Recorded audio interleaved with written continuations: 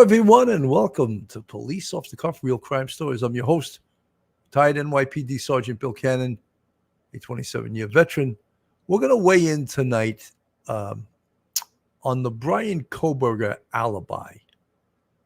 There's been so much talk in this case about, what kind of evidence does the prosecution have? And what about Bryan Kohberger's alibi? And if in fact it really is an alibi, how loosely can we define an alibi? For an alibi, don't you usually have to have other witnesses that are going to attest to where you've been, where you were during the time of the said crime? And don't forget that white Hyundai Elantra, which wasn't just tracked by the vehicle's computer system, but also caught on numerous video cameras in all areas en route and going to and from 1122 King Road. So when we talk about an alibi, how loose is Judge John Judge going to allow this alleged alibi?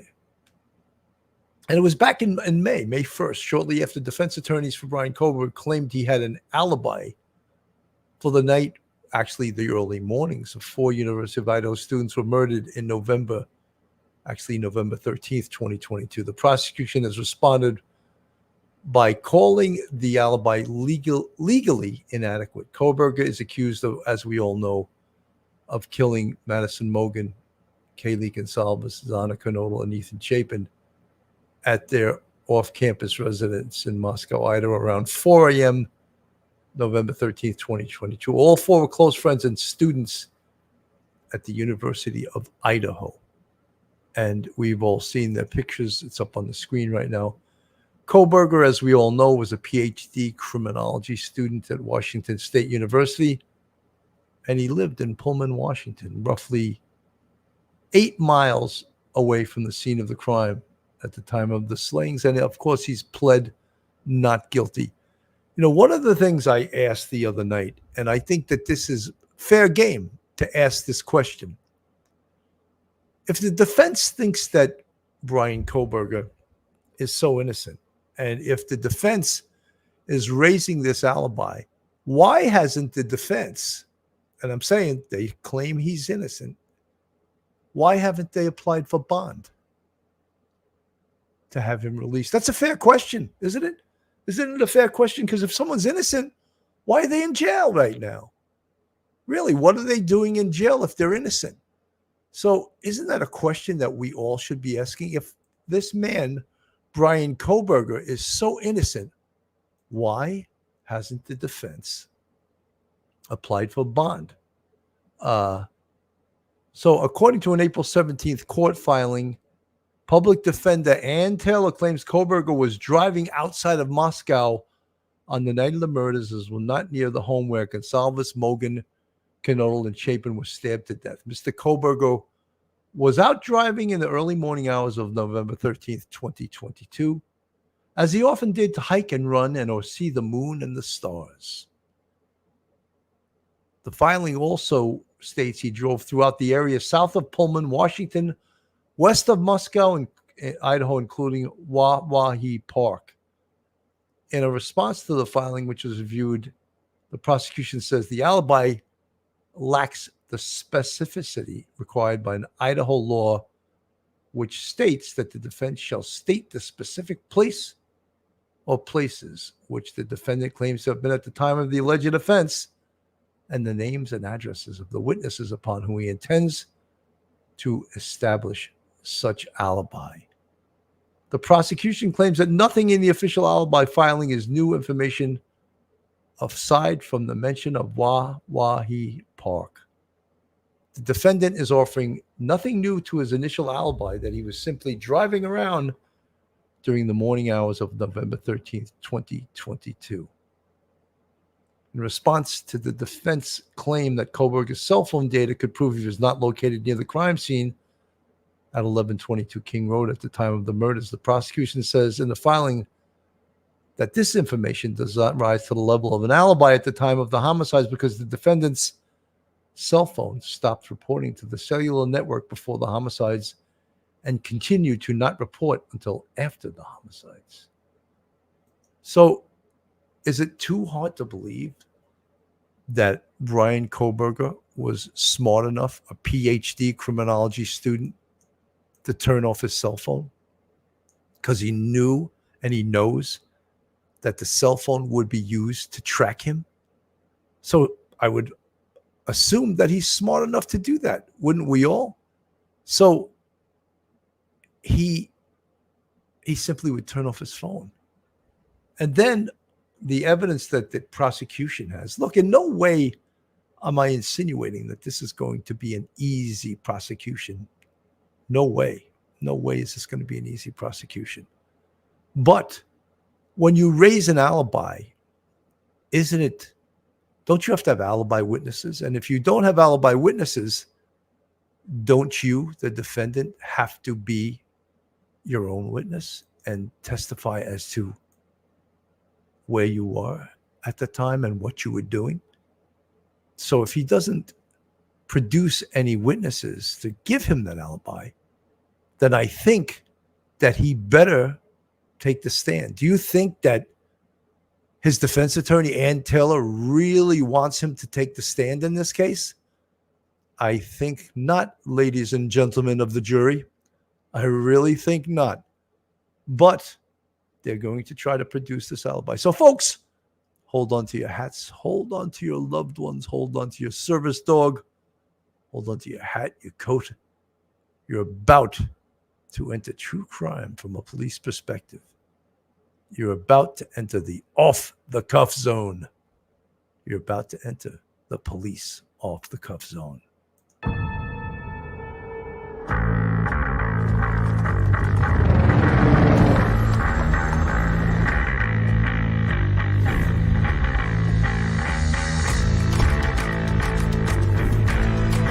There has to be some common sense. Yes, sir. They have the car stopped at 10th and Ranch, Michael Bryan. We still don't know who pulled the trigger.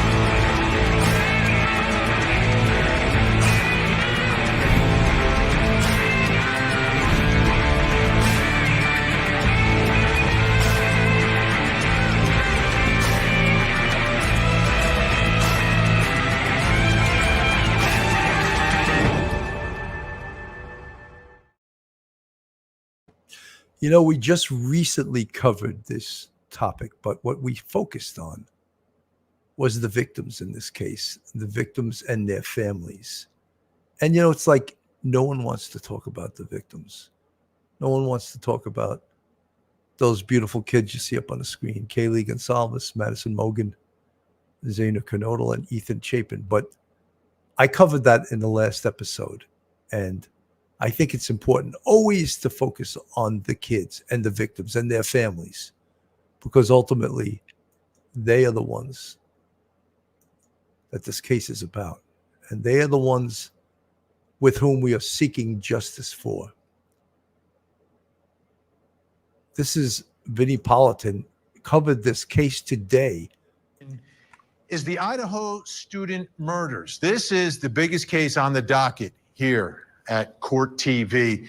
And this is not the easiest case in the world to prove. It's a case based on circumstantial evidence. Here's more. Folks, just so you know, we always use that term, circumstantial evidence. And circumstantial evidence simply means from which inferences are drawn. That is the definition of circumstantial evidence, because I know we hear that term, and I don't know if everyone seriously understands it, because it's a technical term. From which inferences are drawn. And there's a big list of things that are circumstantial evidence. And we will discuss that also. So if someone's accused of a murder, and this is a horrific murder, your first defense and best defense is always going to be, well, it couldn't have been me because I was somewhere else. And in this case, they have a good window of time as to when they believe the murders took place. So what exactly is the accused killer's alibi. We took a closer look. The alibi for the accused Idaho student's killer is that while 4 college students were murdered in the early morning hours, he was out for an innocent joyride. Defense attorneys called their client an avid runner and hiker, claiming he often took drives in the countryside late at night and in the early morning hours to enjoy the moon and stars. The accused killer's filing says that once school started, his hiking decreased and his drives increased. His attorneys plan to present cell phone data and photos of the night sky that show he was in the countryside on several occasions. The defense says their client's cell phone was south of Pullman, Washington, and west of Moscow, Idaho on November 13th, 2022. So they say the car captured on video along the Moscow-Pullman highway near Floyd's cannabis shop could not be his. Floyd's cannabis shop is off State Route 270, the main route into Moscow from Pullman, Washington. His alibi does not confirm or deny that other surveillance videos of the white Elantra in Moscow is him. Here's the state's timeline of the accused killer's movements, outlined in their probable cause affidavit. Prosecutors say his phone pings in Pullman, Washington at 2:42 a.m. at his Washington State University campus apartment. His phone is on the move at 2:44 a.m. A few minutes later, his cell phone stops pinging. Investigators say that could be because the accused killer turned it off. And for the next 2 hours, investigators track his alleged movements using only surveillance video of what they say is his white Elantra. The state alleges that the accused killer drove from the WSU campus to Moscow by way of State Route 270, a claim they support with surveillance of a white Elantra seen heading in the direction of the highway at 2:53 a.m. and a photo of the same car near Floyd's cannabis shop further down the highway. The accused. So is any of this, when we talk about this evidence of the car, of the white car, it's circumstantial because we cannot produce a picture, a photo of Bryan Kohberger driving that car. We can produce video of the car, of the Hyundai Elantra, but we cannot produce video of the person driving it. So totally circumstantial evidence. I want everyone to understand that because people might say, oh, that's slam dunk evidence. But Ann Taylor, the defense attorney, when this goes to trial, won't she say, how do we know that this was Bryan Kohberger? Just so because a white Elantra left the Washington State University campus and traveled along this route, how do we know someone didn't have a similar Hyundai Elantra? There's no license plate, right? I don't know if they have it on license plate readers other than the video surveillance. So I just want everyone to understand that this is totally circumstantial evidence, that from which inferences are drawn. The accused killer claims that it was not him. Cameras caught a white Elantra traveling through Moscow, first on streets near the crime scene, then on the victim's street from 3:39 a.m. to 4:20 a.m. Police say the accused killer turned his phone back on at about 4:48 a.m. near Blaine, Idaho, a rural community in the countryside about 10 to 15 minutes south of Moscow. According to the prosecution, from 4:50 a.m. to 5:26 a.m., his phone travels south towards Genesee, Idaho, going west toward Uniontown, Washington. Now, what I would think, and what I would try to say if I was the prosecutor in this, he had his phone turned off, and his phone turned off for a reason. And the reason was because, as we all know, a cell phone is a living, breathing GPS device and can track the person who owns it and the car that they're in, the route and the times and the places and the cell sites that it pinged. So he turned it off. Now, is that in itself powerful evidence? Well, he's a PhD criminology student.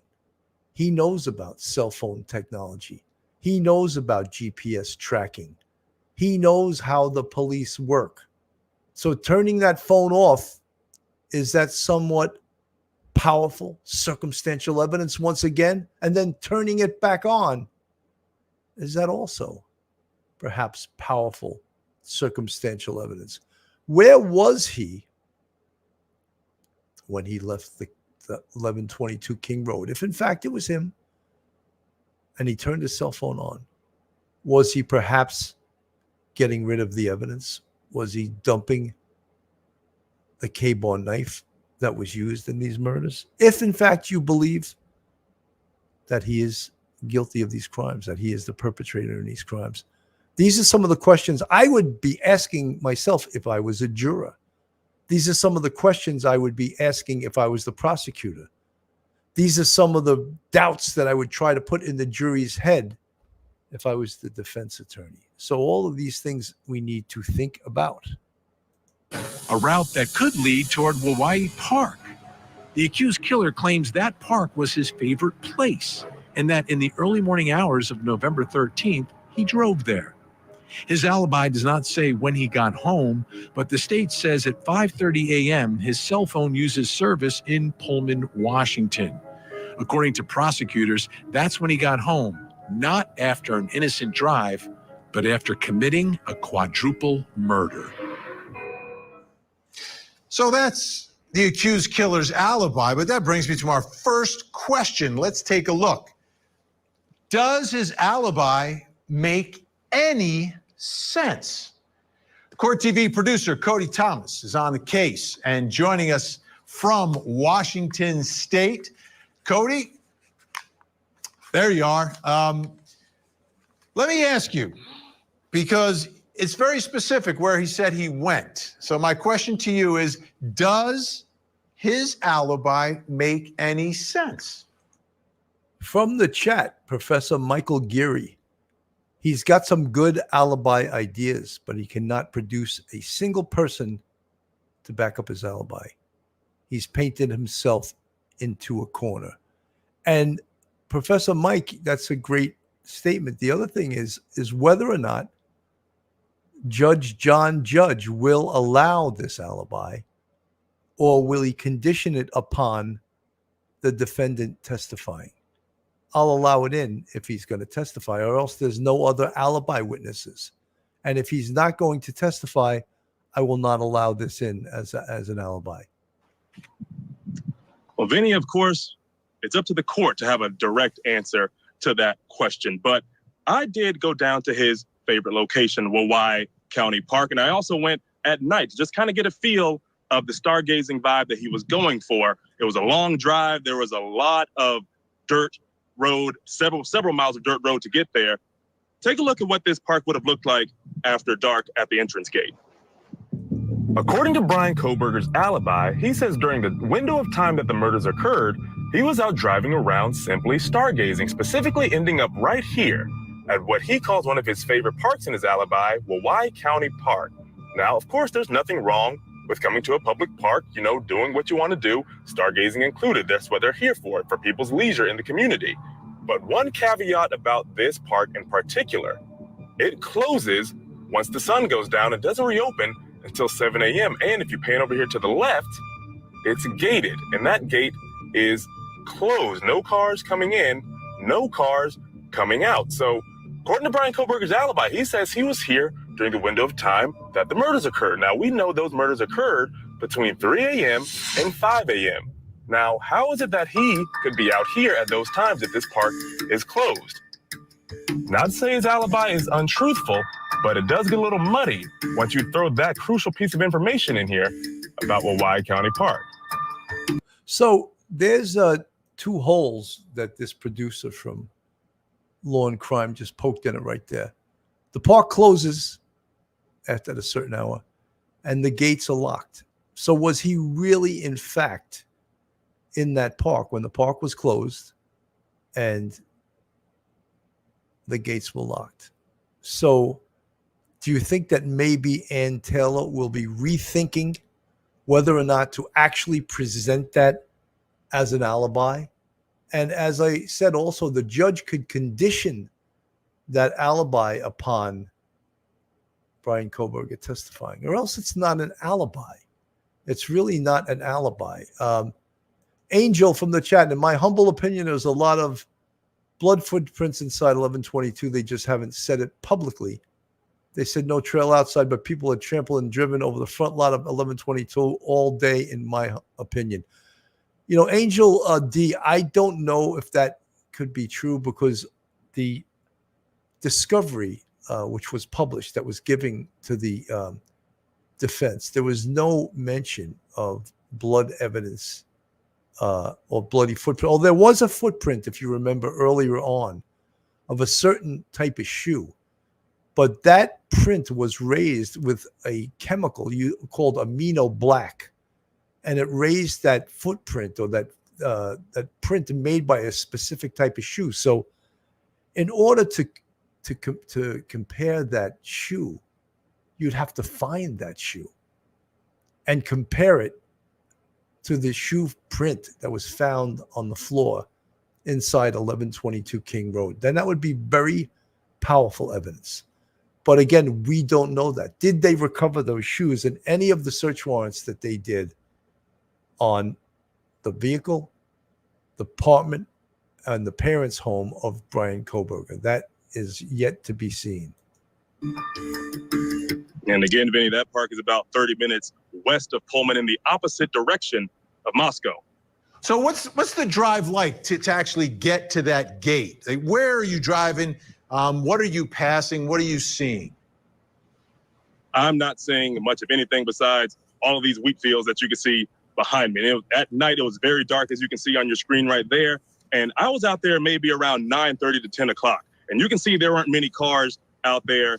There's one passing right here, but maybe 3 out of that entire trip that I took. And once you get off of this main road, you go down 7 to 8 miles of dirt and gravel road with fields on both sides and not much civilization at all. And in fact, at one point, my cell phone dropped signal. Luckily, I was paying attention and figured out how to get back. But after midnight, I don't imagine anyone could pick him up out there. And I find it weird that he was out there at that time in the first place, given what that drive was like. Now, the darkness would work if you are going stargazing. When you were out in this area, were there any stars out? Well, I was more so paying attention to the road, but the sky was very wide open, and I would say there's plenty of stars out. But again, I was trying to figure out where to go and make sure that I can make it back home. And we got a great idea from the video of what we're talking about here. This is not an area where you're going to come across anyone else at 4 o'clock in the morning, 5 o'clock in the morning, 3 a.m. It's just not going to happen. But are you passing any businesses? Are you passing any homes, any farms? Benny, you're passing nothing but open fields without barns, without houses, and all essence of the phrase middle of nowhere. That's what this park felt like. I mean, you were just going, and it was dark, and I had my bright lights on. Then all of a sudden, up to the right, I saw the entrance gate, and I was like, oh, there it is. But before that, you didn't see much of anything on this entire drive. And I presume there was no one else at the park at that time? Absolutely not. I was the only one going down that road around 9:30, 10 o'clock. I was the only one coming back off of it. He also, I believe you said it was a place. You know, I also wonder if Ann Taylor, if she did her due diligence in regards to checking the park to see were they in fact open at the time that that Bryan Kohberger said that he was there. Was it open? And if she didn't check, shame on her. Because if she's going to use this as an alibi, and then she finds out later on that it was locked. The gates were closed and the park was closed. And she finds that out later on. That doesn't make it look too good as a defense attorney, does it? It doesn't make it look, because she didn't do her due diligence. I'm just sending Mike Geary a little invitation if he's available to come on the show. I didn't know if he was available tonight. So that wouldn't make Ann Taylor, the lead defense attorney, who presents this to Judge John Judge as an alibi, if she did not do her due diligence on this park, but yet she's going to try to use it as an alibi. And that would be pretty embarrassing, I think, if you're a defense attorney and you didn't do your work. First time since the brutal murders of 4 Idaho college students, their alleged killer offering up an alibi in brand new court filings. Lawyers representing Bryan Kohberger, I should say, claim he was out on a late night drive when Kaylee Gonsalves, Madison Mogen, Xana Kernodle, and Ethan Chapin were stabbed to death in November of 2022, and nowhere near the home where those murders took place. Kelsey's been digging into this new court filing for us. Kelsey, did Kohberger's attorneys offer any evidence to actually back up this alibi?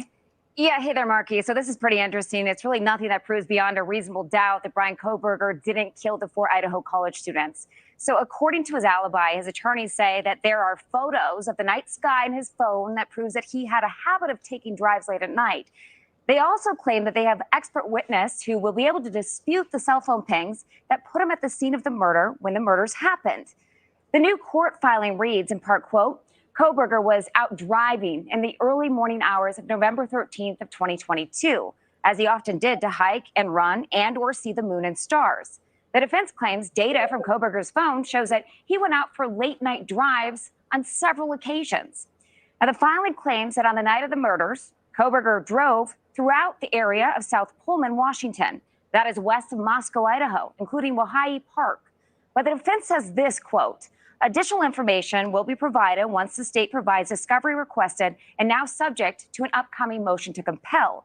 If not disclosed, the expert witness's testimony will also say the critical evidence for the corroborating Mr. Kohberger's alibi was either not preserved or has been withheld.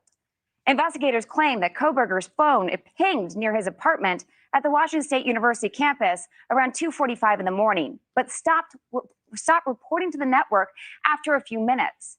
Now, police say that is consistent with the phone either being turned off or put in airplane mode. It didn't ping again until 5 in the morning. But authorities say that Kohberger's white Hyundai was spotted on surveillance footage near the murder scene. They say it was spotted several times during that window where the phone was untraceable. Police say that murders likely occurred between 4 and 4:25 in the morning.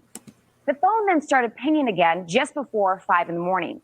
According to police, the phone signal was tracked moving south on Highway 95 away from Moscow, then pinged again west and north back towards the WSU campus in Pullman, which would be consistent with Kohberger driving back home. Now, these new developments, they come just hours after Idaho leaders reported that the Kohberger case has already cost the state more than $3.6 million in taxpayer money. That averages to nearly $8,000 per day. We know that Kohberger is due back in court next month. That will be when the judge is expected to decide on the defense's request for a venue change. That hearing is scheduled for May 14th. Marky? Interesting that a stargazing alibi was offered up a whole year and a half later. We'll follow it closely. Kelsey, thanks so much. The interesting thing about this, welcome to the show, Mike Geary. Hey, Mike, how are I you? didn't know you were available tonight, but when I saw you were in the chat, I jumped at having you join us here. You know, Mike, one of the interesting things is, and you know more about this than me, you're an attorney, and I'm not, I'm just a copper. I think it's far-fetched that this guy goes out at, 3, 4 o'clock in the morning. It's probably 15, 20 degrees out, and he just likes to go hiking and gaze at the stars and go to a park that's closed where the gates are locked. I think it's a little bit far-fetched. And the other thing is, I mentioned earlier that this clearly is not an alibi, because if it's going to be an alibi, you have to have alibi witnesses. He has no witnesses. And if I think the judge could make quick motion of this by saying, okay, I'll accept this as an alibi under the condition that Bryan Kohberger testifies. If he's not going to testify, I'm striking this down. It's not going to be taken as an alibi. Your thoughts? Billy, yeah, you're right on. Ann Taylor did this over a year after the initial indictments, and she's gotten all this discovery. And she may not have done all of her due diligence. Maybe the idea that she thought she could tailor and what she would consider an alibi from any sort of inconsistencies in the prosecution's own witnesses and witness statements, and that she could tailor something, that would customize it, that would fit in to that and make that a defense and say, oh, it's an alibi. However, an alibi is traditionally, you have people who you are with, you have video, you have, other things that prove you were at a particular place at a particular time, particular location, and there was somebody you were talking to, somebody knew you were there, and you would produce that. If he had that, he would have produced it a month after he'd been indicted. He doesn't have it. It's all just a smoke and mirrors on Ann Taylor's part. She's doing the best she can. She doesn't have anywhere to go, really. She just has to try to do the best she can for her client. That's her ethical duty. And with the cell phone technology we have, it's rare that you're going to go someplace where you get absolutely no service, or you turn off your phone. He would have to show that it really, as I talked about habit in the beginning when I was making some comments in the chat, habit is your method of doing things. You're kind of like, what do you do on a Friday? Do you drink? Do you go to the library? Do you go out dancing? Habit. What do you do repeatedly over the course of a time in your life? If he's saying in this one semester, oh, he had a habit of going, he did these things, driving around, that's habit. You kind of have to prove that habit. You just can't say, oh, I've done it a million times. No, you can't do that. The judge may actually not allow Ann Taylor to tell the jury that Bryan Kohberger has an alibi. She may be actually stopped from saying that to the jury, and he may have to actually take the stand in his own defense and say, this is what I did, but on that particular night. But again, he doesn't have the cell phone data to prove it. That's circumstantial evidence of him lying. He's painted himself into a real corner. Not a good idea. But Mike, I also think that Ann Taylor, in using this alibi, didn't do her due diligence in regards to the Waikiki Park or whatever, to check out that A, it closes at a certain hour, and B, the gates are locked. So how did he go into a park with locked gates? I don't think she did her due diligence. And, there's an old expression in the attorney business, never ask a question unless you know the answer to it. Exactly. And she is guilty of asking a question and she didn't know the answer to it. So that is poor lawyering. And I'm not saying she's a bad lawyer. I think she's an excellent lawyer, but everyone can make mistakes. And that's a big mistake she made. Yeah, because you're going to be hoisted up by your own petard, because all you have to do now, the prosecution is going to know what her thought process is because she put this out there, and they will make sure that they will have a witness testify about the park's closing, a park ranger, that sort of thing. It's all you need to talk about what time the parks close in the county at that time of year. Maybe in the summertime, they close at, 10 o'clock at night and they open up again at 6 in the morning. Maybe in the wintertime, because it gets dark so early, they close up at dusk, 5 o'clock in the evening, that sort of thing. So it's really going to be hard for her now to go and try to get away with that sort of alibi, or I should say that line of defense, because I would imagine if I'm the prosecutor, I'm going to just cross my T's, dot my I's, and make sure I have a witness just in case I need it to come in and say, nope, there's no way he could be in that park. That park is closed. That gate is right there at the front. You cannot get in past that gate after 9 o'clock at night. Nobody goes stargazing in that late at night in the wintertime at that location. Absolutely. Yeah, it was a bad move. It was a bad move on her part.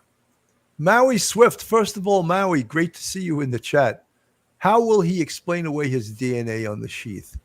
I'm going to let Mike Geary answer that, since he's smarter than me and he's an attorney. No. Maybe he can explain that away, because a lot of people, look, there's defense attorneys already explaining that away. I think it's very, very, very, very, very powerful evidence, but I'm just a copper, as I said, No, it's hugely powerful evidence. It's amazingly powerful evidence, and everybody knows how good DNA technology is and what the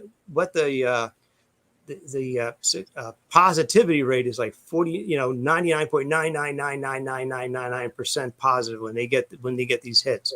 And also, it was that DNA was matched to I think it was tissues or something in his parents' home, and then after they did the arrest, they had the buccal swab and approved 100% match. To the 1/1000th trillionth degree. People have speculated that his alibi is going to be he saw a knife at a show, maybe a gun and knife show somewhere that fall, and he took it. He grabbed it, he touched it, he examined it, and then suddenly he put it back. He decided not to go and buy it. I'm sorry, I'm having a little technical difficulty here, and then he put it down, and somebody else picked it up and then did the homicide, not him. So it's really going to be a stretch for him to kind of prove that he did this and that anybody's going to believe it. It's really not good. Absolutely. I'm sorry Dawn about Marie, the technical issues. Thank you so much for seeing you, first of all, in the chat. And again, Dawn Marie saying you can join the Police Off the Cuff Crime Channel membership here. And folks, this is Police Off the Cuff, real crime stories. If you like real crime, true crime from a police perspective, you're in the right place. And if you're not subscribed, go on our YouTube, hit that subscribe button, ring that bell, give us a thumbs up, share us with your friends and your family. There's the link to subscribe. If you want to go on our website, that's our website, policeoffthecuff676.com. 676 is my old police NYPD shield number. If you want to contribute to us financially, we have a Patreon with 4 different levels, and we also have a YouTube channel membership with 5 different levels. We appreciate all of our friends, our subscribers who support this channel.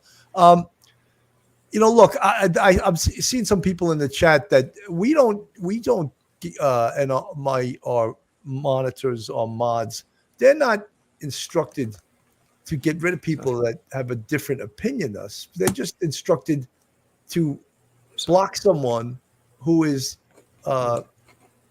rude, is disrespectful. So you can disagree with us. That's fine. And I have no problem with that. However, if it becomes of a disrespectful nature, then the mods are instructed to get rid of you. So, that's where it's at. Lovebug53, yes, hit that like button and subscribe. Maui Swift, Cami Burchetta saying transfer DNA. It's, Cami Burchetta, I understand all that, but there's other pieces of evidence besides that touch DNA. And again, there's cell site information. There's all this circumstantial, there's video evidence, there's his digital evidence from his car. And we don't even know about some of the other evidence that the prosecution has that we are not privy to. T. Ken Sella, will Kohberger be convicted? Trial is next summer. T. Ken Sella, I will never, ever predict a trial that goes in front of a jury because anything could happen. And this case is not going on trial till June 2025. So many things could happen before that date, including, is there a possibility that there could be a plea in this case? Is there and I believe there is, because there is always a huge risk when a municipality, a state, goes for the death penalty. And many times jurors don't want to vote guilty because they feel that they are personally putting that person to death. So is there a chance that this case could potentially be a plea bargain to life without parole? Fuzzy Doxy, thank you so much for the $9.99 super sticker. Thanks, Bill and Mike. Well, thank you. Thank you for all your support. You're very good to us. Dawn Marie, we just give it to you from a retired NYPD police perspective. I love the NYPD old school commentary here. Bill, you guys all do a great job. Different angles. It's great. Plenty to converse upon. Look, I don't hide my bias to the police and to the prosecution. We fully advertise that this is true crime from a police perspective. I try to be as fair as possible, but I do probably err on the side of the prosecution. And as attorneys, err on the side of attorneys, and they more or less look at it from a defense attorney's perspective. SW Firefly, there's no confirmed video of his car that we're aware of. SW Firefly, there actually is. But you could argue, how do we know that that's his car? It's a white Hyundai, but how do we know it's him inside that car? How do we know that that's his car? But there's plenty of video of that white Hyundai taking the route to 1122 King Road from Pullman, Washington. So yes, there is plenty of video. Again, you could argue, and the defense will argue, how do we know that's his car? And that's a good argument. Absolutely a good argument. Mike, your thoughts on this? Yeah, Bill, you got this guy's accused of killing 4 people. The prosecution has to ask for the death penalty. If you don't ask for the death penalty in this kind of case, then you should never ask for the death penalty at all, because who is more worthy of the death penalty than someone who's killed 4 people? So they have to ask for the death penalty. The public probably really wants that. However, like you said, you may still get a conviction on Kohberger asking for the death penalty. And when it comes to the second phase of the trial, if he's found guilty of homicide for these 4 individuals, when it goes to the penalty phase, they have to talk about the aggravating and mitigating circumstances.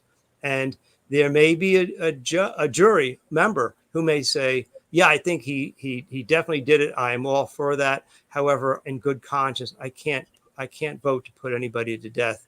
And you may end up, as you say, with a life behind bars without possibility of parole at the end of a lengthy trial, which is going to take all next summer and all that effort. I am sure that if I'm the prosecutor in this case and Ann Taylor comes into my office with a cup of coffee and says, let's talk about this, I'm all ears. It's going to save the taxpayers' money. It's going to save the families the terrible torture of having to listen to some crime scene detectives talk about what they found at that horrific crime scene. It's a real arduous process for the families. So I think the families may actually be in favor of getting this case over with the plea. So I think you're 100% right. There could definitely be a plea in this case. From the chat, Christina, and I think that is at Iacino, where he said is not an alibi. An alibi needs someone or something to back up his claim. Christina Iacino, you're 100% correct. You're preaching to the choir, as we would like to say. Jeff H., on the stand, how much was Payne required to say? It seems like it'd be his best interest to not say much to Ann Taylor. Look, this case is so far from being even close to going to trial. We're talking June of 2025. Many things could happen between that time. Jen from the chat, because I vetted it myself before the media got a hold of it, I'm 100% certain on the dates of his bad behavior at WSU, 9/23, 10/3, 10/21, 11/2, and 11/3. Put on improvement plan, Idaho 4, 10 days later. Jen, are you referring to Bryan Kohberger's behavior at Washington University? And in fact, he did lose his, I think he had a scholarship. Yes. He was kicked out of the school. So considering what happened after that, that seems trivial. But if he wasn't accused of committing this crime, there would not be anything trivial with losing your scholarship to your PhD program, which I know he wasn't from a family of means. So he needed that to continue his education. And he, in fact, lost the financing to his to his education. So, yes. Jen, again, Garrett Discovery shows Twilo number. It's his teacher's assistant contact number. Very serious. He had 2 phones. Jen, thank you for all this this new information, because I was not aware of that. Let me play this up on the screen. This is from the Today Show. during the early morning hours of the murders almost a year and a half ago. Later that day, Madison Mogan, Kaylee Gonzalez, Xana Kernodle, and Ethan Chapin were found fatally stabbed in their off-campus home near the University of Idaho. A judge entered a not guilty plea on Kohberger's behalf. Prosecutors say DNA left on a knife sheath found at the home was a statistical match to Kohberger's. But the process they used to find the match, using relatives' DNA from genetic genealogy companies, is under fire from Kohberger's defense. His attorneys are now asking the judge to let their investigators review the FBI's materials that prosecutors say led them to Kohberger and to unseal parts of those DNA records. Where do we go from here? The legal maneuverings playing out in slow motion for the victims' families eager for a trial date. This rape, we may never get to trial. Now, this all comes as Kohberger is set to appear back in court tomorrow. His legal team is fighting to get the judge to make another upcoming hearing open to the public. All eyes, though, are on whether this case will eventually get moved out of Latah County entirely. That hearing is set for late next month, guys. All right, Liz. So, that's another issue that we have been facing, is that, of course, the defense wants this case to be moved out of Latah County. And the prosecution wants it to stay in Latah County because they feel that the community deserves to follow this case through its fruition, since the whole community was basically traumatized and affected by this quadruple murder in their neighborhood, that not many communities in this entire world see a quadruple homicide, especially of 4 college kids. Mike. Yeah, Bill, if I'm Ann Taylor, you got to know she's dying to get it out of Latah County and get over to Boise and the county, I guess, which Boise, the state capital, sits in, because she wants a greater variety of people there. And she thinks that maybe when it comes to the jury, even if they get a conviction, she may hope that there may be several people on the jury who may be totally against the death penalty, secretly against the death penalty. Now, in Latah County, there, according to our American legal tradition, the trial is always held in the state and district wherein the crime took place. And so that's part of our legal tradition. Latah County is supposed to have the trial there. As far as Bill Thompson is concerned, he can't guarantee to judge that you can pick 12 people who've never heard this case. But he'll definitely say, look, Your Honor, there's many people who have not made up their minds yet. And they're willing to give Kohberger a fair shake. Just hear him out, hear what he has to say, and vote with their conscience based on what the evidence is presented in court. I think you could still find 12 people to do that. I hope that motion is defeated. Ann Taylor's motion is defeated, and it does take place in Latah County. But either way, I think even if you're in Boise, Idaho, you're going to have a lot of people look at that DNA evidence and look at the cell phone evidence and say, that's beyond a reasonable doubt. That's proof beyond a reasonable doubt. Yeah, absolutely. Scott Messersmith Schmidt, sorry to destroy your name pronunciation. How do they know family member could have submitted their DNA allowing GEDmatch access, giving them access to your DNA? Well, Scott, they also they recovered DNA surreptitiously. I love that word. They took it from the garbage of the Kohberger's home in Pennsylvania. And the DNA turned out to be the father's DNA. And from there, they built the genealogical tree. I don't think they had to go to GEDmatch or any of those other things. They surreptitiously, for example, if I'm at, say, I don't know, a fast food restaurant, which I don't go to, by the way, but and someone wants my DNA and they see me throw out a straw and they see exactly what that straw is and they grab it, I have no expectation of privacy to that straw because I threw it out. So it's fair game. Someone could pick the garbage and get that straw, and they can now test it for DNA, which they did for the bottles in the Kohberger's garbage. And they didn't need a search warrant to get that, and they recovered the DNA that first belonged to his father. This reminds us of Rex Uerman in the Gilgo Beach case when they got his DNA off a pizza crust of a discarded pizza box. And that's how they first identified his DNA, because no one in this case, Bryan Kohberger, no one in the Gilgo Beach case was in CODIS, the combined DNA index system run by the FBI. So they surreptitiously obtained the DNA, and that's how they built the genealogical family tree and identified the touch DNA on the knife sheath to Bryan Kohberger. That was pretty good, Mike. I think I explained that pretty well. You did a great job. Maybe I should go back. Maybe I should go back to teaching again. Yeah, you'd be a great teacher. Yeah, that was it. Once they had a license. Remember, they had his license plate early on. They were getting cell phone information.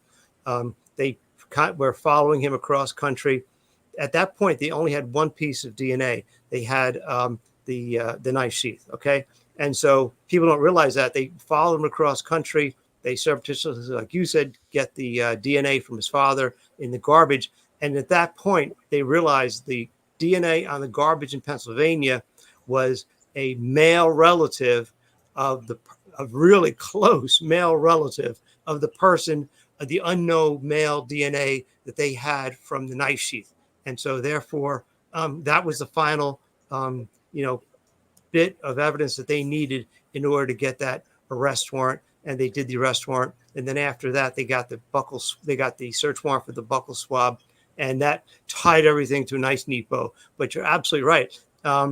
This case, although we talk about the DNA and the cell phone, originally what they had was a white Hyundai. That it started out that simple, and the police just kept going at it nonstop, and they got a little bit of DNA off that knife sheath, and then that combined with the Hyundai, and then they figured out his phone, and they did all that tracking. So it really started with just the image of a Hyundai. Fantastic stuff. And then you build upon that, and you end up with the DNA match. It was fantastic. Absolutely.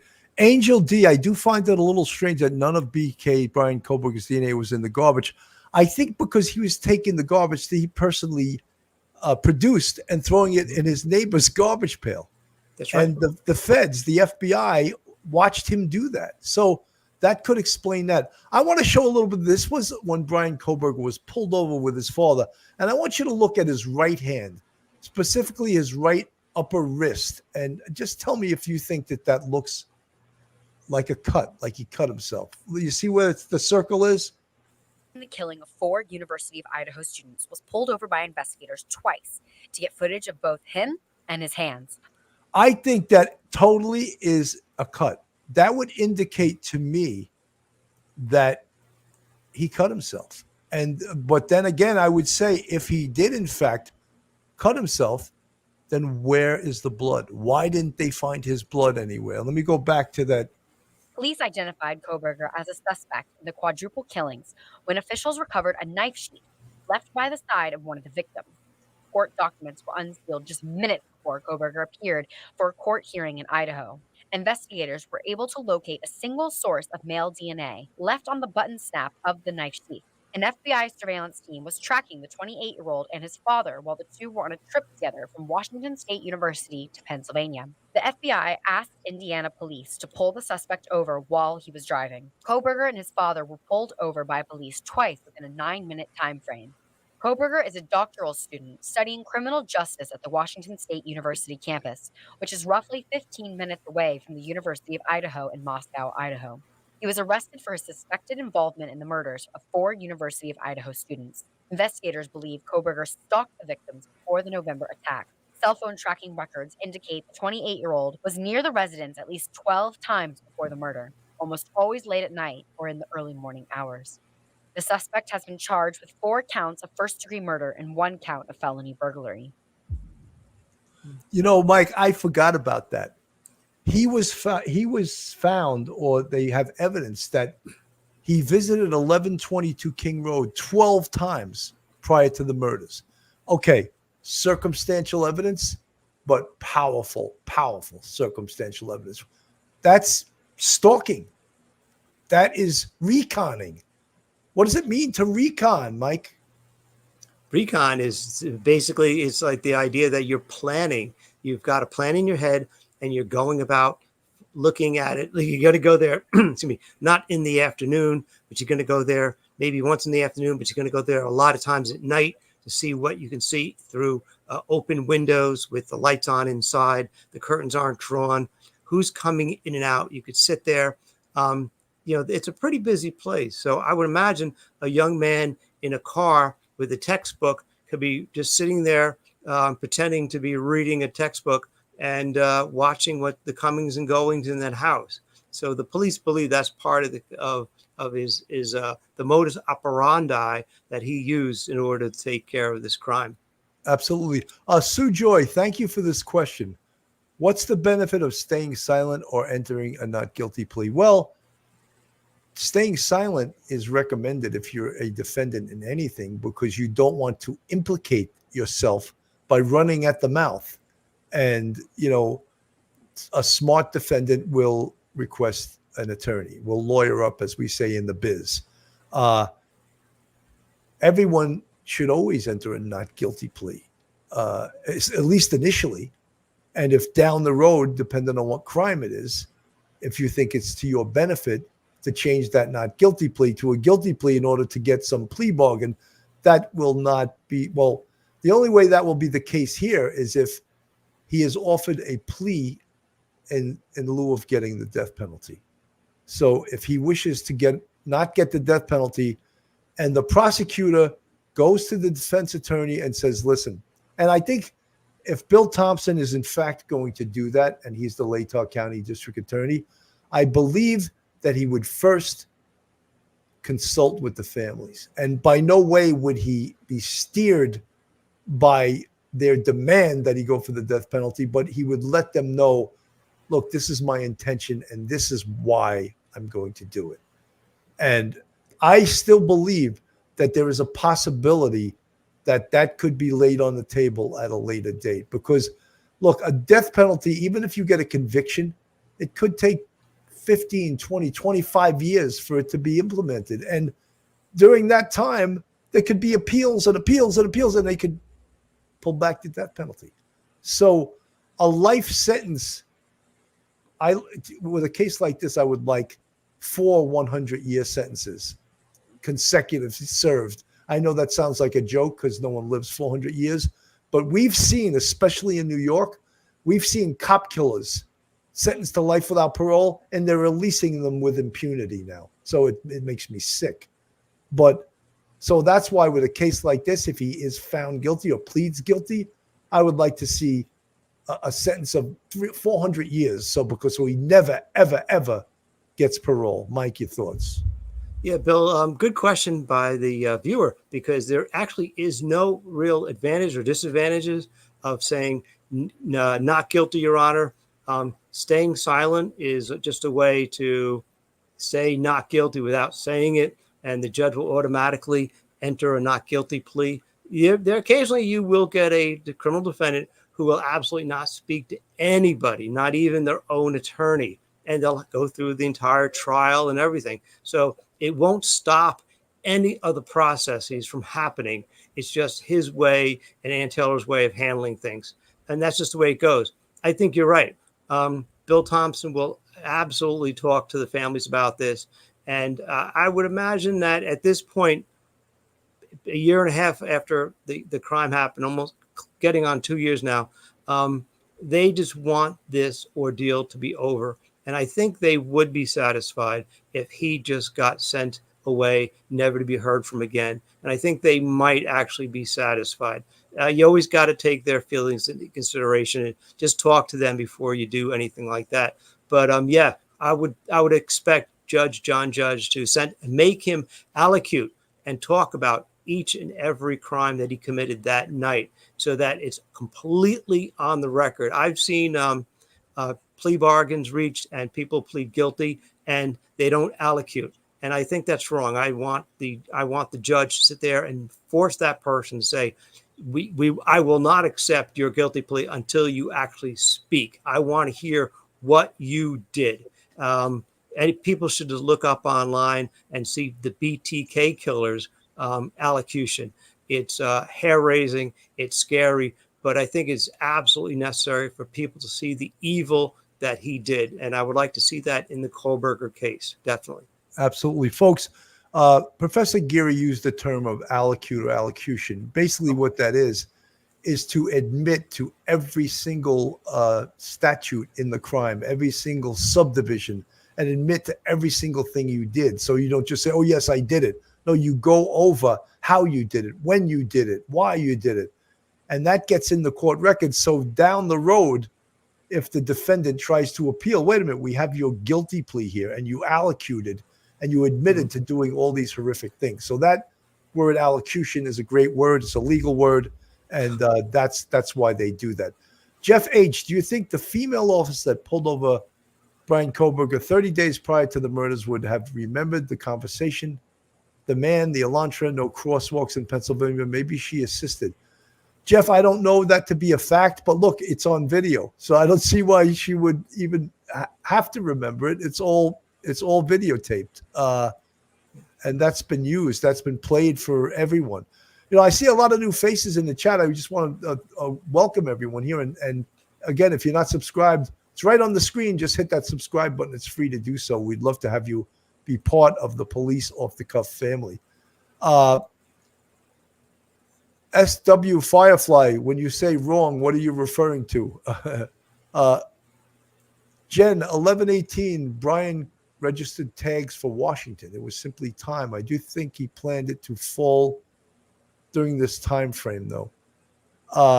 Yeah, I think that he changed his Washington plates to Pennsylvania plates. Isn't that correct? And I think I don't know if Washington or I know Pennsylvania only requires one plate. I think a rear plate doesn't require a front plate, and it possibly Washington is the same. New York requires you to have a front and rear plate. So I don't know why that is, but that is a fact in New York. Now with license plate readers, maybe they'll all be details matter, SW Firefly, and that's an exaggeration, to be fair. I don't know what you're referring to. We were talking about allocution and whether or not he will plead guilty if it comes to that. Breaking Chains TC, I think he was figuring out where to park, where he would go in and go out, etc. Very possible, very possible. Look, I know a lot of you guys in the chat, you're deep thinkers, you're real true crime followers, and many of you know a lot about this case, tons about this case. Some of you know a lot more than me in regards to some of the facts and circumstances, because there's so much to know in this case. Truth Seeker, there was no way he could keep his DNA out of all of the garbage. His family would have his DNA on their hands too.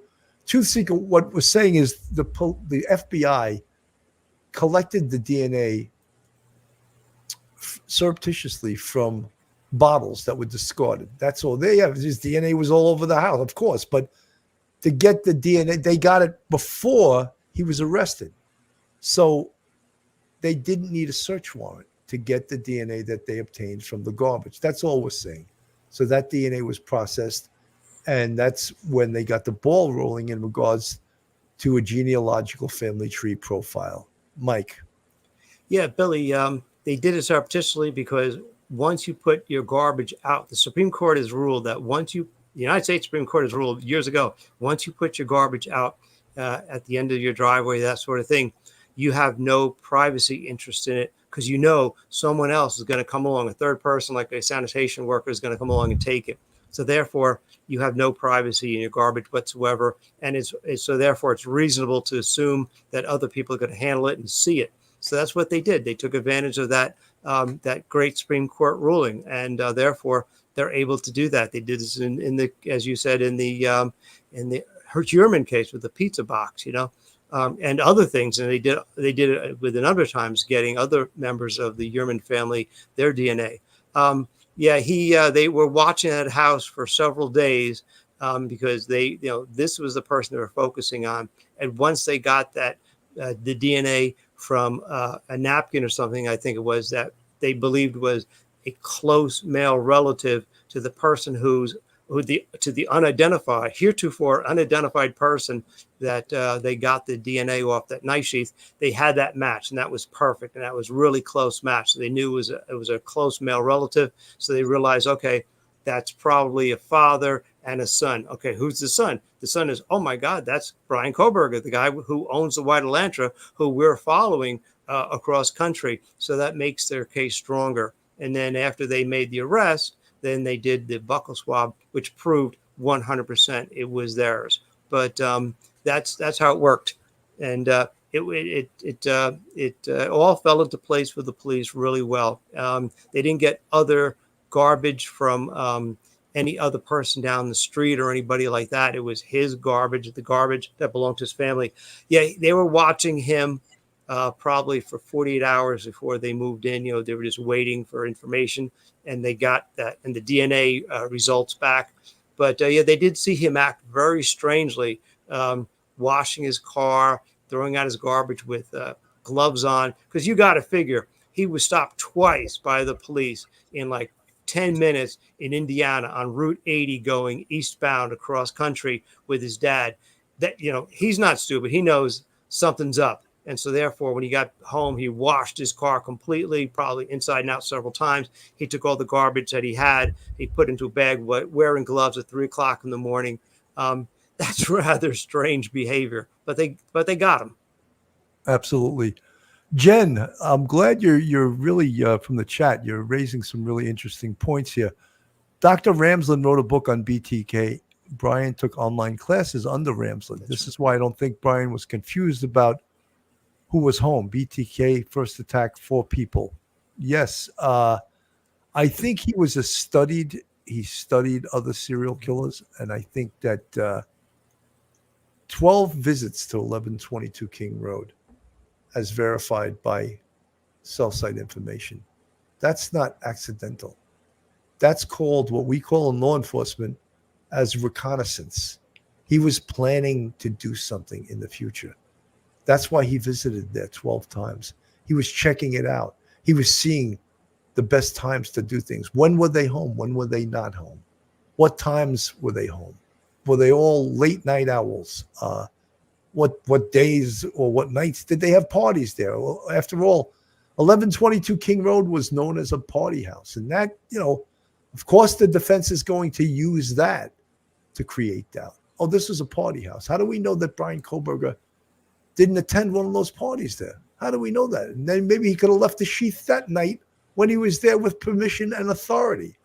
There's a trick. I didn't want to give that to the defense attorneys, but that could be used. I mean, they're using this alibi that he was stargazing and going into a park that was locked, you know, so why not say maybe he was invited to a party? The defense is allowed to do things like that. Jen, I'm giving you a lot of, making you famous in the chat tonight. Jeff H, for sure, it's a one-sided combo in court right now. BT will go ham during trial, laugh out loud. I don't think, look, I think in these really big cases, I think the defense attorney will tell their client, do not testify. And we saw recently in a very major case down in South Carolina with Alec Murdaugh, he discarded all advice from his attorneys and he testified, and you saw what happened, right? He got, although he may wind up getting a new trial because of improprieties by the court, but even if he gets cleared of those, he's still going to do life in prison for his financial crimes that he did. But, and again, the judge may not give him a new trial, but there's a possibility he could be given a new trial because of improprieties that happened inside the courtroom, specifically with one of the people that worked there. Patricia Siebold, BK didn't stargaze. How stupid does Antel think we are? BK slaughtered these precious ones. DP, Bryan, DP, you effing monster. Look, I know there's a lot of people, and I respect people's opinions. There's people in this chat that think Bryan Kohberger is innocent, and you have every right to your opinion. Pam Wolger, I live in Moscow. I'm not convinced they have the right guy. My daughter said, don't tell anyone, but I'm honestly not convinced it's him. Well, Pam, that is your absolute right. And I'm sure you have many, many reasons to think that way. I happen to disagree with you, but you have every reason to do that. Patty Gee, a theory I heard, sister figured out it was BK after news reports told dad, who then flew to Washington to drive back car to Pennsylvania with BK to get rid of car and help son. That's a distinct possibility that could have absolutely happened. Let me put this up on the screen. This is from Law and Crime. Murders are believed to have occurred. But Kohberger claims his expert, Cy Ray, analyzed cell records and will testify that Bryan Kohberger's mobile device was south of Pullman, Washington, and west of Moscow, Idaho on November 13th, 2022, and that Bryan Kohberger's mobile device did not travel east on the Moscow-Pullman highway in the early morning hours of November 13th, and thus could not be the vehicle captured on the video along the Moscow-Pullman highway near Floyd's cannabis shop. Now, in this notice of alibi, Kohberger explains how he moved to Washington from Pennsylvania in June of 2022 and was an avid runner and hiker, so he'd often explore the area, often late at night. One place he frequented was Hawaii Park near Pullman, where he was a student at Washington State University. So what does all of this mean for Bryan Kohberger's case? With me to discuss that is Andy Wilson. He is a former prosecutor. He has prosecuted death penalty cases in the past. Andy, this alibi, I call it alibi-ish because Bryan Kohberger's not naming any witnesses who can actually vouch for him. So what does that mean for this filing? Well, first of all, the Idaho Criminal Code requires that if you're going to use an alibi defense, you have to file notice of it. This is part of that process. And the whole idea is to put the prosecution really kind of on notice of what it is you're going to try to say. So they can prepare to present rebuttal evidence to deal with whatever that defense is going to be. So typically, from a prosecution point of view, what you like to see with an alibi is, or with a notice of alibi, is some level of specificity. And what I see here is this is just kind of a general plea. Hey, the defendant was out in the country in the middle of the night, looking at the moon, looking at stars. From a prosecutor point of view, I certainly would respond and ask for more specificity. I would ask for specific witnesses who may be able to prove his comings and goings. They did list a witness that they're going to try to use to show where he was through phone records, but I just don't think that that's probably general enough to do what you have to do with respect to the alibi. Yeah, I mean, I think they're going to want a specific person who can actually testify to this. That's what I'm guessing they mean by a witness, a person that can put you there. I'm also here seeing that they say he was at this favorite spot of his. It's Hawaii Park, and that this became a favorite spot of his as he moved from Washington or from Pennsylvania to Washington in June of 2022. This is somewhere he frequented. He was a night owl, so he would frequently go on these drives, and he actually had photos, including in November of 2022, at the same month of the murders, of the sky and of the moon and the stars. So this guy's out and about at night, late at night, in the early morning hours, according to the defense, taking pictures of the stars and the moon at this park. So does that help him that this is somebody who is out and about at times in the middle of the night? So I don't think it does. Again, it doesn't provide enough specificity to actually prove that he was somewhere else at the time of the murders. As a matter of fact, when I prosecute cases, I like the notice of an alibi because it kind of tips the defense hands, kind of shows me what they may or may not do with respect to the case. And there's a couple different things I look for. Number one is you can get a notice of alibi that shows that your defense is going to be, you're just going to throw anything you can against the wall. So, and again, that's kind of what you see here. It's just kind of an absurd story. This guy likes to just go out in the middle of the night and take pictures of the moon and the sky. And look, I'm not saying he does that, but you also have to deal with the fact that his DNA's in the scene. You've got to deal with the fact that he drives the exact same car that we know is over in the area of the murders. And just to say that he was out, the exact same night of the murders, and he's out just driving around the countryside is just absurd. The other thing that I look for with respect to a notice of alibi is a lot of times it can kind of indicate whether or not the defendant's ultimately going to testify in the case. Because I've seen alibi notices where, look, the only way this alibi is going to be able to put forward is if the defendant takes a stand. And what you're seeing here is they put this expert that they're going to try to use to show the phone records. That indicates to me that, again, I don't think this defendant's going to testify. I want to take a short break from this. So that's in the words of a prosecutor. I'm going to go to the chat. Emily Parkinson, we have to wait for the trial. We don't know about all of the evidence they have. The state wouldn't be going for the death penalty trial if they didn't have strong evidence. Tiffany Crockett, there is no connection between these victims and my client, period. That's interesting. Jeff H. Bill, do you think the female officer that pulled over Bryan 30 days prior to the murders would remember him and his Elantra? Could that have sped up things? Yes, absolutely, Jeff. Absolutely, it could have. Hi, Tiffany Crockett. Good to see you, American Princess. Tiffany, let's find the real Tiffany Crockett. Let's find the real person. Tanya, follow this story from the beginning. I can start my own channel. I believe they most definitely have the wrong guy, 100% wrong guy. We still want answers for the other guys. Well, Tanya, you're 100% entitled to your opinion.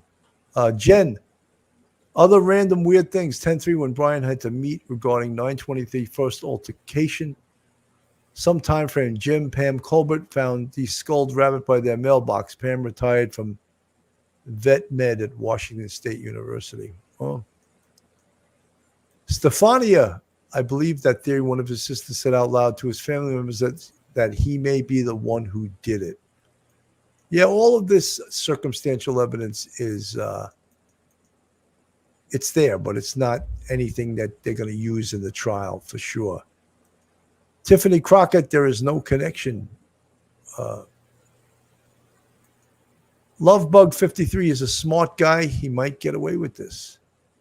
Patty Gee, it was reported early on that 2 women's IDs were found inside a glove inside a box in his Elantra. Haven't heard about it, but maybe at trial. There's a lot of things that are unconfirmed that we've heard. There's been books written about this. There's that guy, Howard Bloom, that wrote a book, and everyone's got him on their station as if he's some crime expert. As I say, he couldn't find a bad guy in a state prison with the help of the warden. But yet, everyone's having him on their shows like he's this crime expert. No, he's a good writer. That's it. He's not a crime expert at any of this stuff. So to recap, basically we're going over the alibi of Bryan Kohberger and the fact that it was probably a bad move. It's probably not even close to going to be used by the defense. As we saw in the chat, Mike, there's many people in the chat tonight that believe that Bryan Kohberger is innocent. And that's fine. That's fine. They all have their opinions, and, you can believe it, not believe it. But Tiffany Crockett, and to keep saying stargazing is silly. Well, that's what his defense said. They were claiming that's what he does at night when he drives around aimlessly in 10 degrees below zero weather and goes hiking in a park that's closed and locked. So they sort of made a mistake with that. Folks, I want to thank everyone for tuning in tonight. I think this case is so beyond interesting.